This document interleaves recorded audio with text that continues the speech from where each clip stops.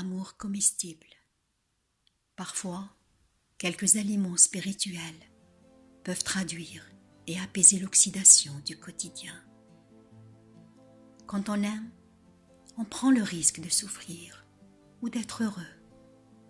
Partageons tout ce qui est important. On peut rester devant la porte sans l'ouvrir ou sur un quai de gare sans partir. On sait pourtant ce que l'on gagne. Si l'on refuse le voyage par peur de perdre ou se perdre, dans les forêts caduques du quotidien, par crainte de voir l'autre mal vieillir, perdre ses cheveux ou ses feuilles, se transformer en un fauteuil fidèle, chaussé de pantoufles ou de patins. On ne sait pas toujours, avant de commencer, ce que l'on va devenir soi-même. Un vase pour les roses du dimanche, un pot de fleurs ou une commode fêlée.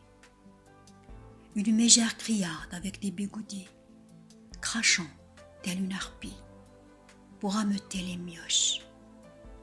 Oh, le pire ennemi de la femme d'intérieur, ce n'est pas l'homme, mais la poussière.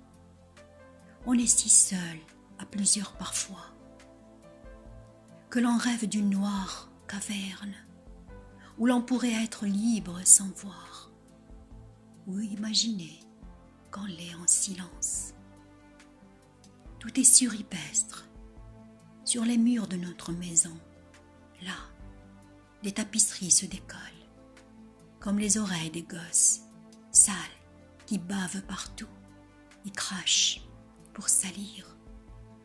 On sait pourtant tout cela avant de commencer. Mais si l'on suit le bon vent et que la chance sourit, on croise, sans le chercher, le regard d'un prince ou d'une troublante princesse. Il nous envole d'un claquement de doigts. Nous montrons au loin ce que nous seuls pouvons voir, la matière de nos âmes, le ciel qui est messager. Vous étiez à l'écoute de Yasmine dans un poème de Francis Cordoliani.